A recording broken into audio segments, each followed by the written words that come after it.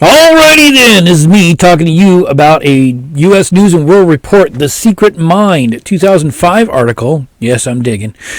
How your unconscious really shaped your decisions. This is a long 6-page report, so bear with me as I'm going to read through it and, of course, make comments on it, as I am a hypnotist, and this basically points out a few things. How much of your reality is your unconscious?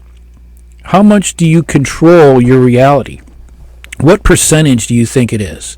Go ahead and put it down in the comments below, unless, of course, you get to the end of this when I tell you. Mysteries of the mind. Your unconscious is making your everyday decisions. The snap judgments.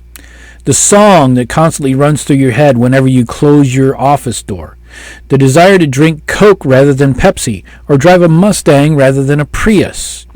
The expression on your spouse's face that implicitly makes you feel either amorous or enraged. Or how about the now incomprehensible reasons you married your spouse in the first place? Welcome to the evidence of your robust unconscious at work.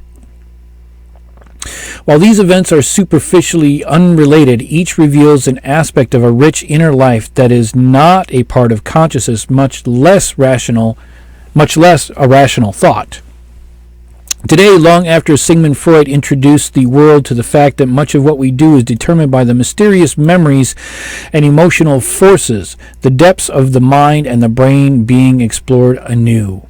Most of what we do every minute of every day is unconscious, says the University of Wisconsin neuroscientist Paul Whelan. Life would be chaos if everything were on the forefront of our consciousness. Fueled by powerful neuroimagery technology, questions about how we make snap decisions, why we feel uncomfortable without any obvious causes, what motivates us, and what satisfies us are being answered not through lying on a couch and exploring individual childhood miseries, but by looking at the neurons firing in particular parts of the brain. Hardly a week passes without the release of the results of a new study of these kinds of processes. And popular culture is so fascinated by neurosciences that Blink, the journalist Malcolm Gladwell's exploration of thinking without thinking, has remained on the bestseller list for about 4 weeks now. 2005. Most of us can appreciate the fact that we make up our minds about the things based on thinking that takes place somewhere just outside of our reach. But today, 2005, scientists are finding neural correlations to those processes, parts of the brain that we never gave their due, communicating with other parts, triggering neurotransmitters and driving our actions, says Clinton Kiltz, the professor at the Department of Psychiatry and Behavioral Science at Emory. There's nothing that you do, there is no thought that you have, there is no awareness, there is no lack of awareness, there is nothing that marks your daily existence that does not have a neural code. The greatest challenge for us is to figure out how to design the study that will reveal those codes. Burgeoning understanding of your unconscious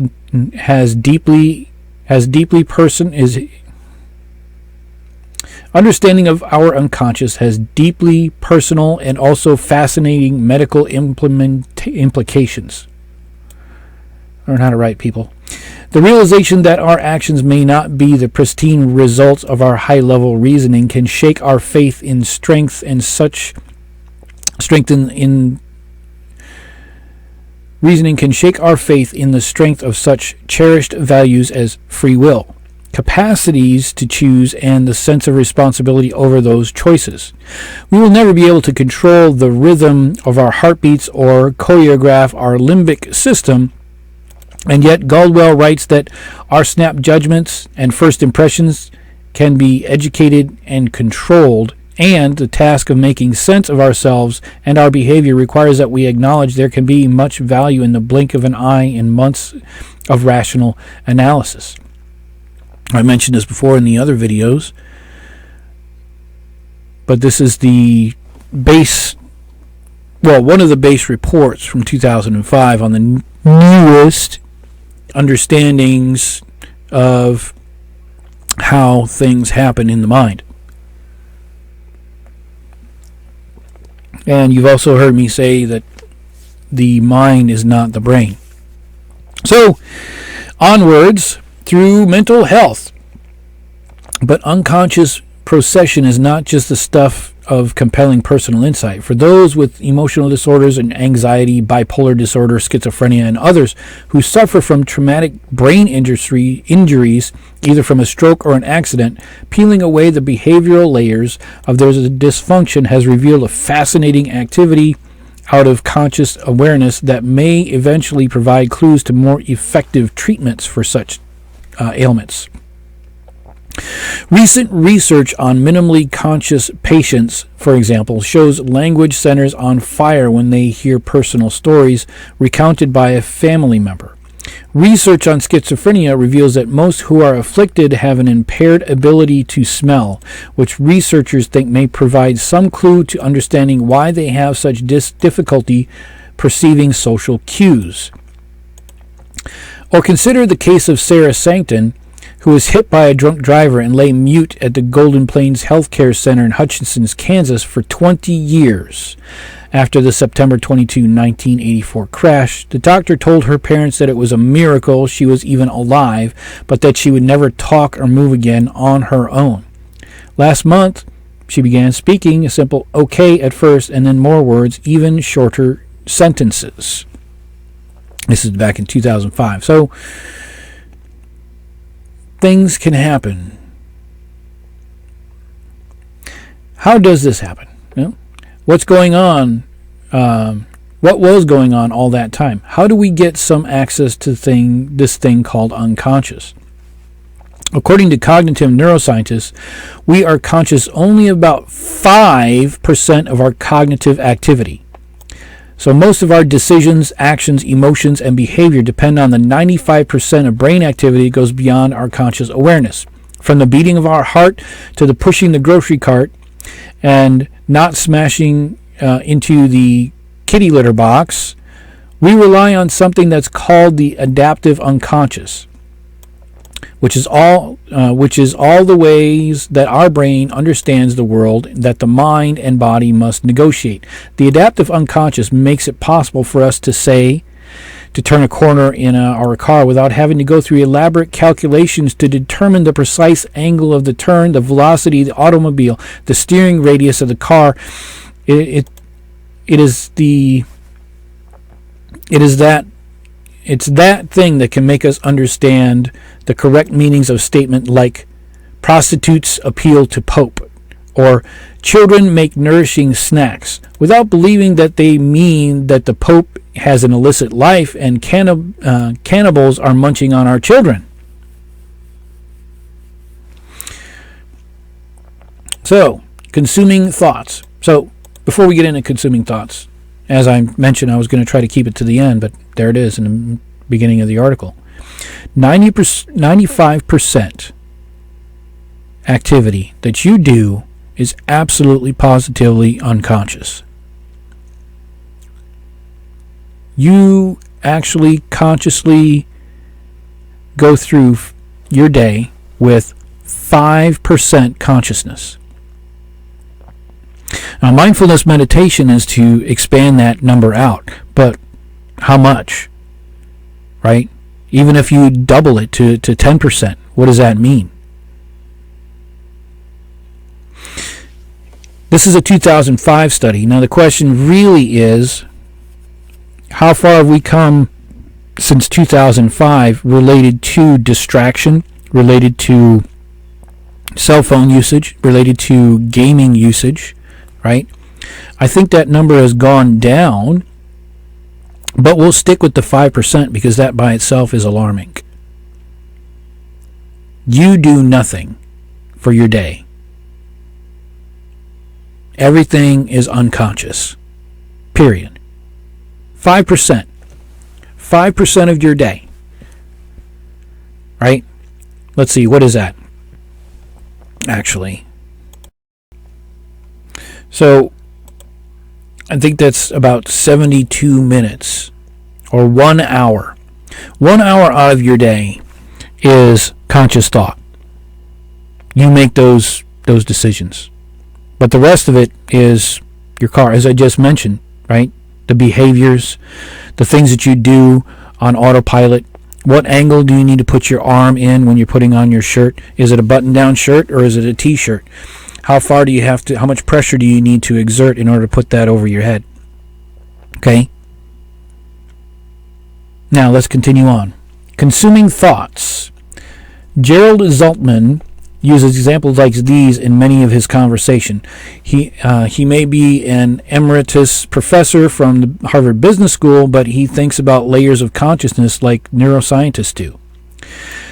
He also founded a paper, he also is a founding partner on Nolen-John Associates, a consulting firm that provides guidance in business-seeking professionals to better understand the minds.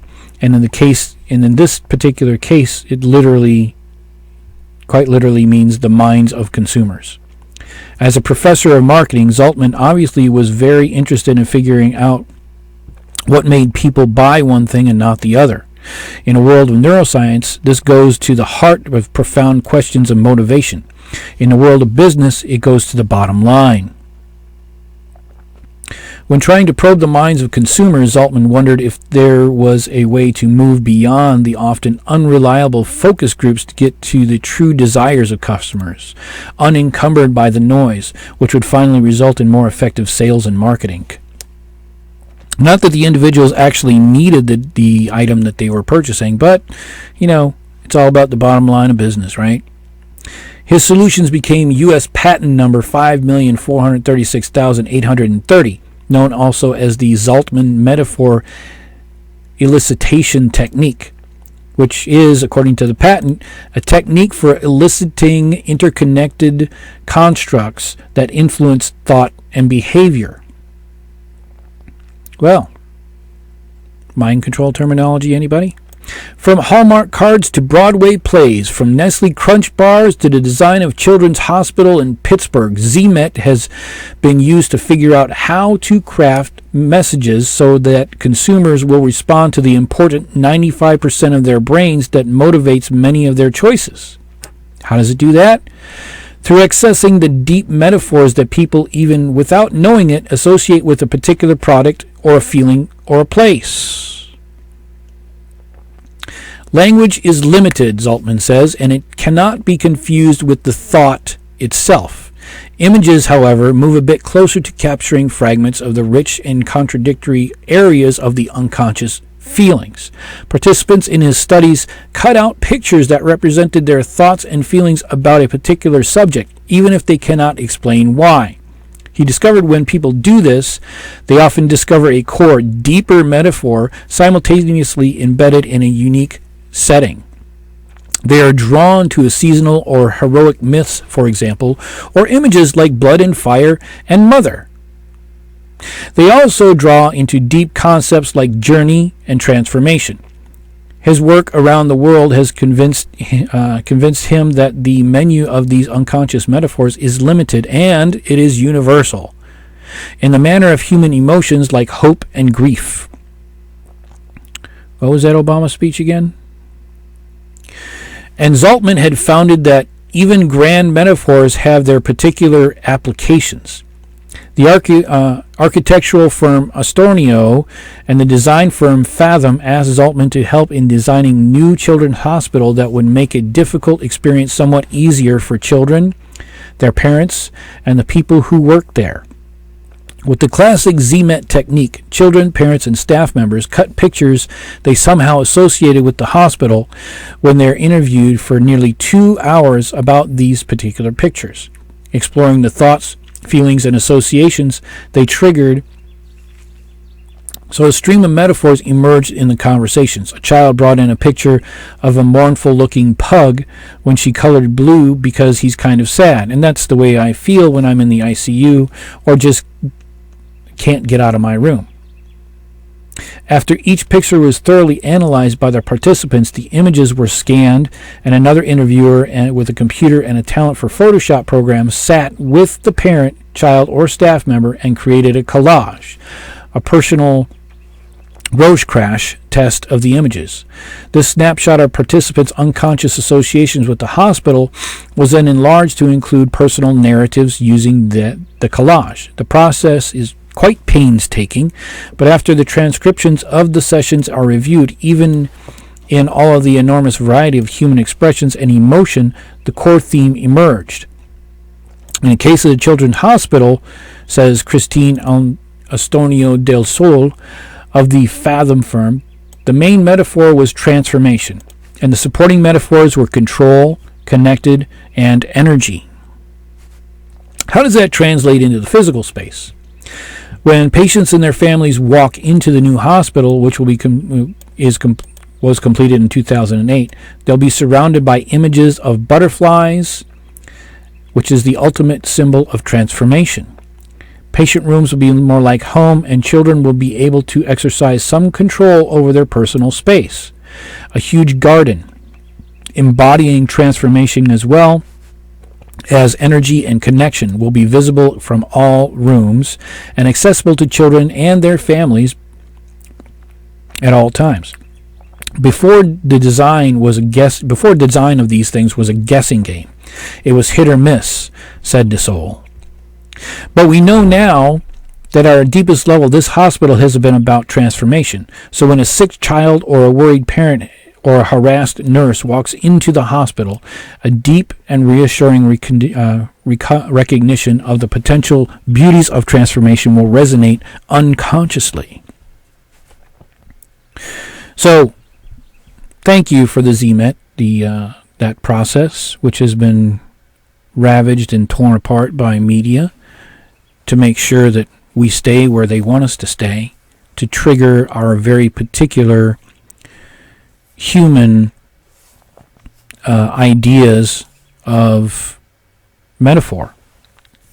That's why hypnosis is quite big on metaphors, right? What do they mean? What are we getting at? I'm picking on people that are higher ups that are doing and using and manipulating humans for their own personal gain, and not informing the humans on how we can come together. How can we come together to be as one, to make the world a better place, rather than making it better for me by stepping all over you? But here we are. Zaltman, obviously, is not the only person peering into the mind of the consumer. In a neuroscientific take on time-honored blind taste test, Coke and Pepsi once again squared off. In Blink, Galdwell describes how the Coca-Cola Company made a costly mistake in using data from blind taste tests between Coke and Pepsi, which Pepsi was emphatically preferred by most cola drinkers, to change the recipe and create her marketing debacle that was the new Coke. Still, even when a less preferred taste, Coke remains number one in the soft drink world. More recent research that was published at Galder's book was finished may explain why. Research at Baylor College of Medicine offered 67 committed Coke and Pepsi drinkers a choice, and in Blink in a blind testing, they preferred Pepsi. When they were shown the company logos before they drank, however, 3 out of 4 preferred Coke. The researchers scanned the brains of participants during the test and discovered that Coke label created wild activity in the part of their brain associated with the memories and self-image, while Pepsi, thought tasting better to most, did little to these feel-good centers in the brain. P. Reed Montague, director of Brown Foundation Humans Neuroimagining Laboratory in Baylor, explained when the study was released last October. There's a huge effect on the Coke label on brain activity related to the control of actions, the dredging up of memories and self-image. The mere red and white image of Coke made the hippocampus of the brain's vault of memories, and then the door dorsolateral prefrontal cortex, which is responsible for for the higher human brain functions like working memory and what's called executive function or control of behavior. These points light up. The point is that there is a response in the brain which leads to a behavioral effect, and curiously, it has nothing to do with conscious preference. So the red and white can of Coca-Cola is what triggers the desire for Cola. Now, so the dog comes up and begins to sniff.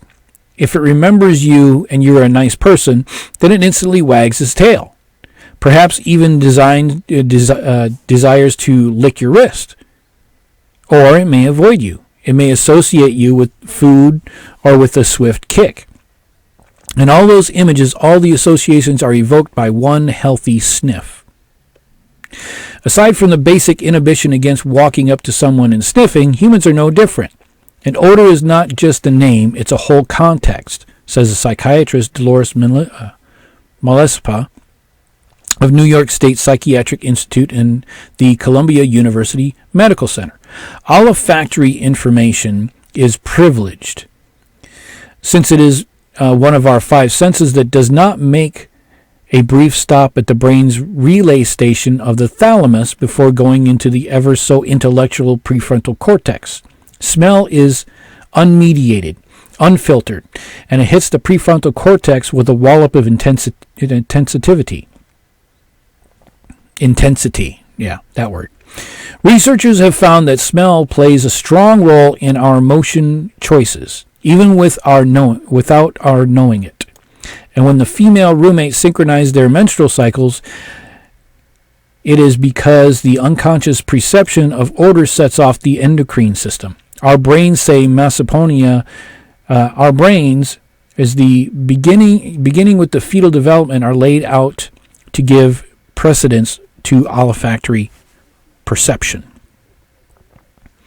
What happens if olfactory perception does not work properly? Well, she says other researchers are looking at the olfactory sense in emotional disorders have found some intriguing results. While schizophrenia is seen as a disorder of hallucinations and delusions, a more compelling and disruptive element of the disorder is social impairment. Some people with schizophrenia cannot seem to read social cues or manage social relationships or summon a social context for whatever encounter they are experiencing. And with hallucinations and delusions can be controlled often through medication, these basic social impairments cause far more difficulty in dealing with the daily demands of life. Research has shown that many people with schizophrenia can also suffer from clinically meaningful olfactory impairment, which includes dysfunction in higher brain centers such as the parietal lobes, the part of the brain that's responsible for integrating sensory output, so as to understand something like reading social cues or contextualizing these particular cues. Just as smell can elicit an immediate image of a particular time and place, lacking the ability can deprive someone of basic social and emotional anchors in life.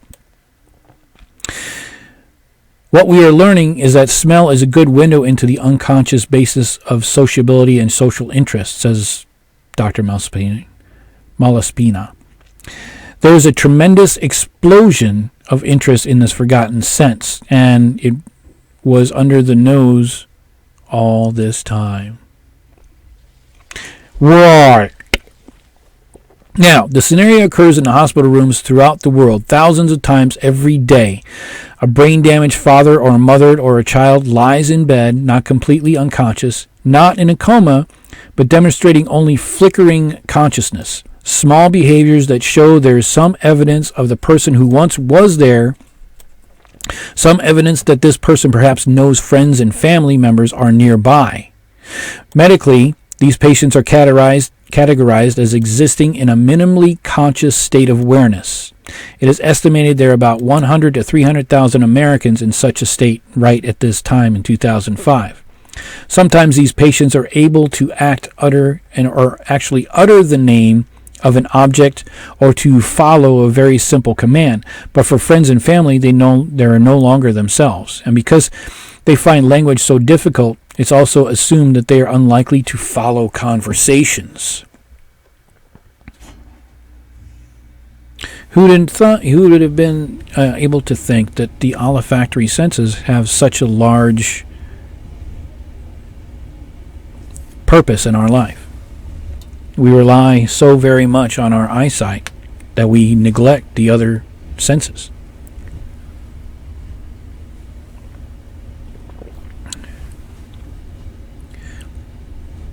In the eye of the mind. In a stunning study published in 2005 in the Journal of Neurology, researchers used functional magnetic resonance imagery to study the brains of two minimally conscious patients and compared them with the brains of several healthy men and women. The scans revealed that the minimally conscious patients had less than half of the brain activity over the others. But then all the subjects were played a tape made by a family member or friend recounting happy memories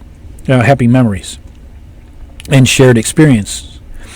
One minimally conscious man listened to his sister reminiscing about her wedding and about the toast that he made. The result was astonishing.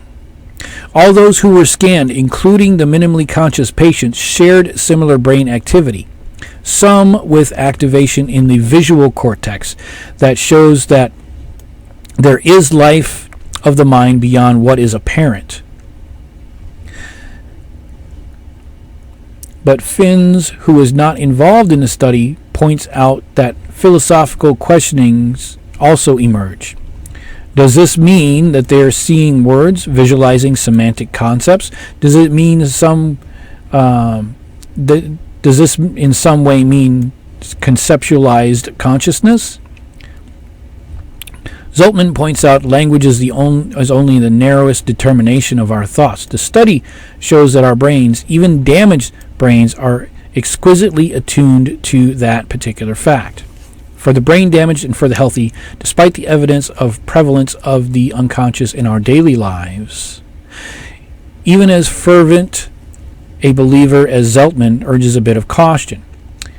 He doesn't think we know what the batting average is for purely rational reasons or reasons dressed up that particular way, or reasons dressed up as purely intuition.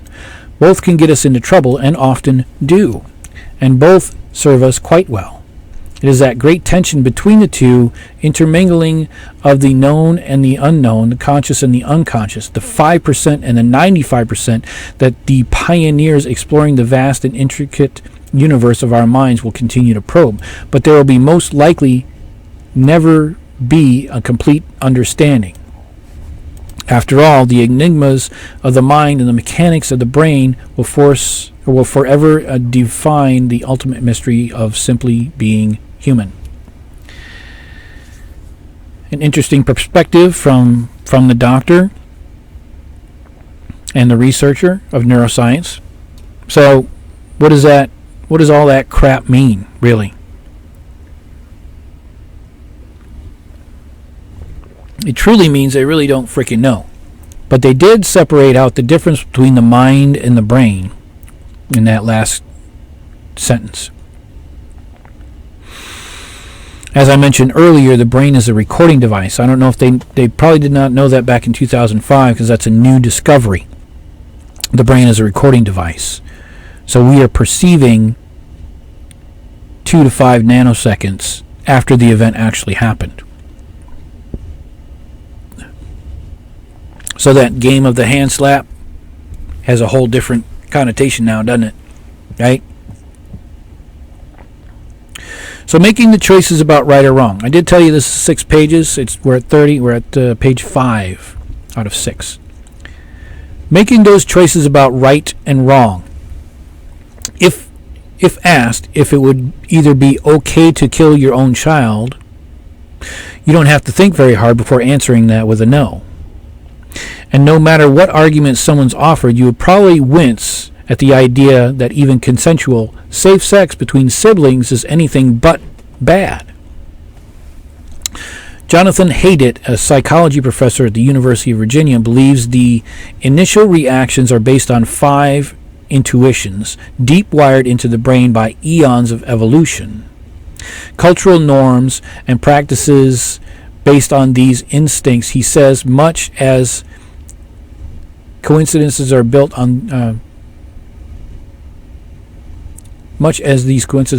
on the 5 taste receptors. Haidt believes that moral judgment begins with these intuitions and that only later do we search for a reason to justify our reactions. That does not mean we cannot change our minds or that we are trapped by primitive instincts. Reasons given by other people and unspoken social pressures can change our minds. It's just very hard for people to challenge their gut feelings by themselves. Once they have a feeling about an issue, people are bad at looking for reasons to oppose that. And when feelings are strong, it almost hurts to think about things from your opponent's point of view. Haidt isn't saying you ought to follow your gut, only that people generally do. What happens when we try to decide? Go back to the idea that you should never kill your child. A group of researchers at Princeton University gave research subjects this dilemma. Enemy soldiers have taken over your village and will kill every civilian that they find. You're hiding in the cellar of a house with a group of townspeople, and you hear the soldiers enter your house. Your baby starts to cry. The only way to quiet him is to hold your hand over his mouth and, eventually, smother him to death.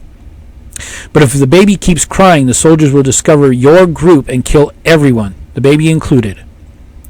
What do? The whole village is hiding. Your kid is crying. Kid's going to die anyway, right? With everybody else. Dilemmas. The emotional brain. Subjects were about equally divided on whether to kill the baby. More interesting was what their brains were doing. Measure of functioning magnetic resonance imaging, or fMRI, during the decision process. Obviously, this scenario appeals to the emotion. So it's not surprising that parts of the brain involved in emotion showed activity, but so did an area involving monitoring conflict and another involved with abstract reasoning and cognitive control. In research published last fall, 2004, in the magazine Neuron, the researchers hypothesized that these findings suggested a conflict between the emotional responses and the higher cognitive processing. When a tough moral question is posed, the reasoning process of the brain conflicts with the more automatic emotional response, and the decision takes longer, as opposed to a faster response to a more straightforward question, like, is murder wrong? Like Haidt, the authors speculate that this conflict has evolutionary roots. The more abstract reasoning goes on in the more recently evolved parts of the brain. The gut response isn't always the wrong response, but it is not automatically right because it feels good either. Conditions have changed since we automatically followed our more primitive brains. Perhaps we are hardwired to feel the genetic sympathy for the close relatives, but not for people living thousands of miles away, or that our ancestors probably never knew that they existed, thought they were the only ones because they're geographically isolated. Joshua Green of the Princeton team proposes that a moral judgment is ultimately a balance of several different considerations. The initial primal reaction, empathy, cultural or religious norms, and individual reasoning. Sometimes these will be in line and make the decision an easy one, but often they will conflict. It makes for exciting science and philosophy even if it does not offer easy answers to the tough questions of how to live. So I think that they're delving a little bit into what we should and shouldn't do based on gut reactions. I have mentioned before, the higher self is talking to you through vibration and frequency. It does not speak English. It does not speak Spanish or any other language that we can communicate to the higher self with. And even if it could, it would be crossing a line they're not supposed to. It's about free will and such like that. Right? That's other videos for other times. The right thing in the killing your child scenario would be to not kill your child. Period. There is but two options. Kill your child and save everybody else, or not kill your child and everybody dies. What if there was another way? Now, according to science, according to modern matrix reality, we do not have superhuman powers. But what if we did? Because that's what we're talking about here in this channel. This is not just about habituating happiness. This is getting in touch with your higher self. To get in touch with your telepathy. To get in touch with your other powers. Lucid dreaming. Astral travel. What if by chance that you could calm your child in that scenario? What would happen if there was no more war because everybody was a telepath and everybody knew each other's thoughts?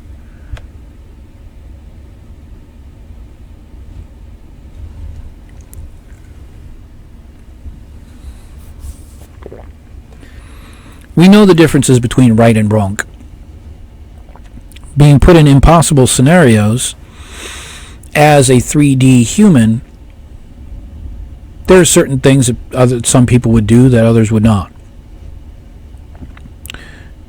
Whether it be right or wrong, in the moment, I did the best that I could at this specific time, based on the exact situation. Nobody can make that decision but you. They can judge you all they like, but if they were put in the same situation, more than likely they choose the same thing as you did.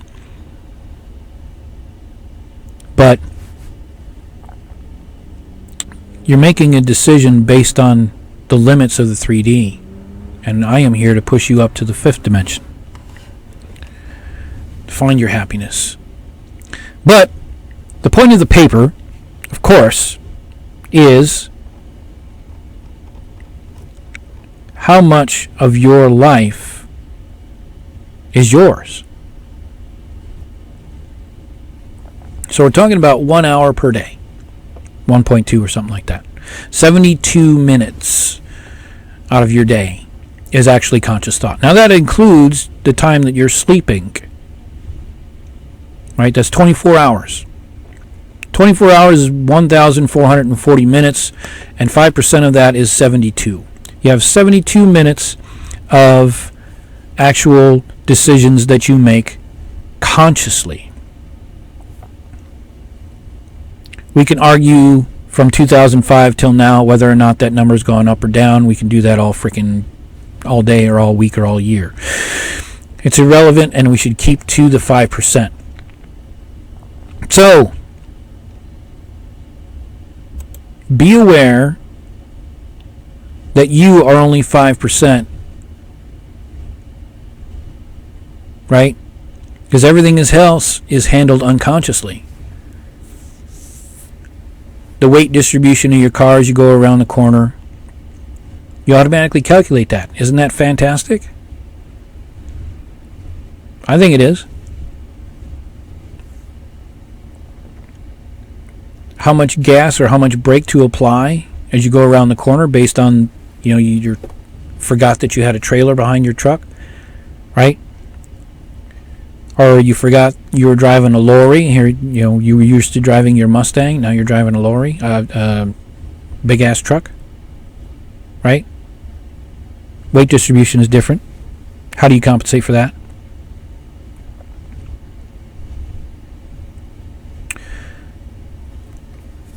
So, since 95% of your brain activity goes beyond your conscious awareness, how do you change? How do you become a better you? How is it that you plan to become happy? Because you're not now. 95% of your day is ingrained into what you're doing right now, how you are right now, what you are right now, who you are right now. Because you identify with physical things. You identify with titles. You identify with your car, your image, right? Your image that you have made since childhood. This is the image of yourself. This is how people see you, right? 95% of that is completely unconscious, which means it's not your choice. It is Uncle Ted's reactions that you've incorporated, good or bad. It is Granddad and Grandmama's stuff that they incorporated, the sayings that they used, possibly. The way that they do things, the way that they stroke their hair, adjust their eyeglasses, right? Pop their collar on their shirt, maybe, adjusting it. Could be anything. Unconscious habits. So this is the iceberg that habituating habits is trying to get at. How to make happiness your habit. This is what I am facing. I'm facing the 95% of you individually to make those changes. To rewrite the 95% of you that you don't like or that you want to change. But make no mistake, science has already said there's 5% of you that's you.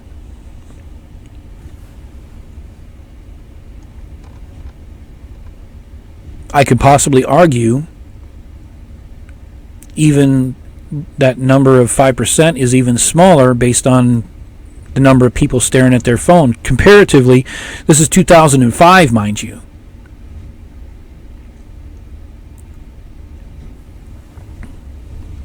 YouTube was just starting up.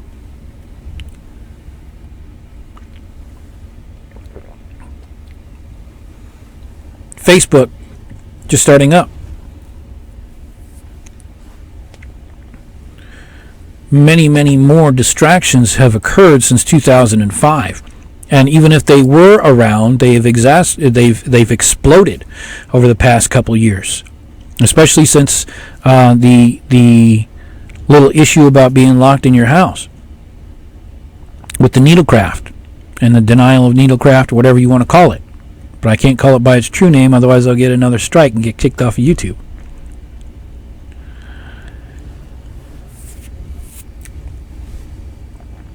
If you want to change the 95% today, go find a hypnotist.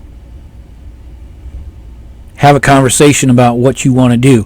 And when they present you with that sheet of paper that says, what is your symptoms and what is your ailments, right? Don't circle the whole fucking page, right? Focus on what you want to take care of at the moment, and then have a conversation with the hypnotist if they're legit and if they're really trying to get at the helping portion. But this is going to take an hour to 2 hours just to figure out what the idea that you want is. They're trying to figure out your question, right? They're trying to figure out how to answer your question, but you have an entire life to pack into 2 hours to tell the hypnotist what you want to change or how you want to change or what you want to do. If it's something simple like, hey, I want to stop smoking, great. How do we get into that as a hypnotist? When was the first time you started smoking? What was it that you wanted to start smoking for? Was it to fit in? Was it to eliminate your hunger? Was it because you liked the taste? Probably not. Was it because you wanted to fit in? So if I take away that cigarette, you're going to unconsciously feel that you no longer fit in. Now, in the late 90s, they stopped people from smoking in restaurants and public areas and such and made it illegal, right? But you could still go outside and smoke. Now you're excluded, so now you don't fit in, but you still do the smoking, but you establish the fitting in part with the other smokers in the smoker's corner. So now you still fit into your group is now more exclusive, and now you really don't want to let go of that. Because now people are telling you what you can and can't do, so you want to hold on to the freedom of smoking in your elite group of smokers. Or you switch over to vape, which is kind of the same thing, sort of. But anything that you inject into your body or suck into your lungs is detrimental to the alveoli of the human body and the human lungs. It doesn't matter what it is. You may as well start inhaling spray paint or aerosol something or other. It's detrimental to the alveoli. There are no studies that say vaping is better for you than cigarettes. They just said, hey, we got this vaping thing, and we're going to superheat this liquid so you can inhale it into your lungs and see what that does to your body. We don't have any research based on that, but hey, make that happen. The alveoli are sensitive. They're supposed to they have a particular job, right? Just like a car has a particular job. When you put in high-octane fuel in your Ferrari, you do just fine. When you piss in the gas tank, it's not going to perform worth the shit. Probably not even going to start. So the alveoli have a very particular job, and they need a very particular product in order to break it down properly. If anything else is added into that, they have a serious problem and are not able to work the way that they're supposed to. Plain and simple. End of discussion. But what is it that you wanted to start smoking for? More than likely, most of the time when people come to me, it's because they wanted to fit into a certain group. They wanted to look cool. They wanted some sort of social status with it. Now, so it's not necessarily the case.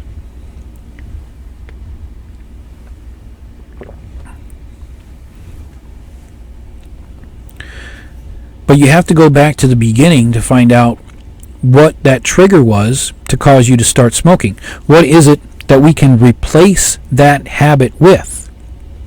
Because now you have an unconscious habit to do something with your hand, with your fingers, right? With your mouth, with your lips. Breathing. Most smokers that I know have the ability to take more deep breaths than the average person who does not smoke. But they only do it when they're smoking. Deep breathing is extremely beneficial, but not when you're sucking in smoke from a cigarette.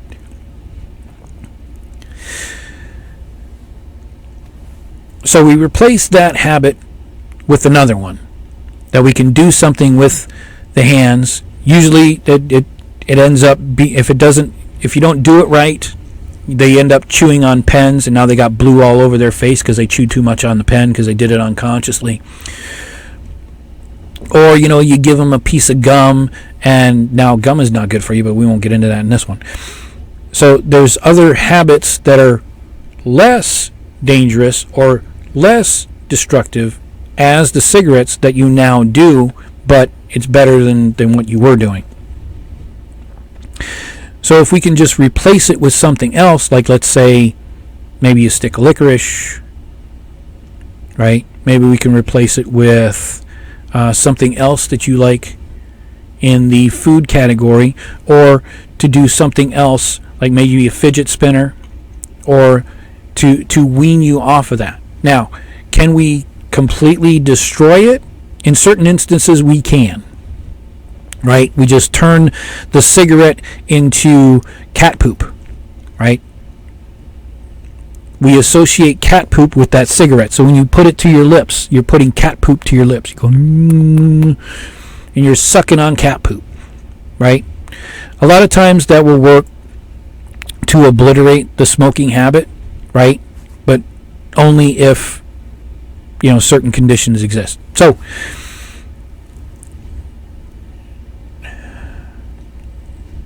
how do we fix the 95%?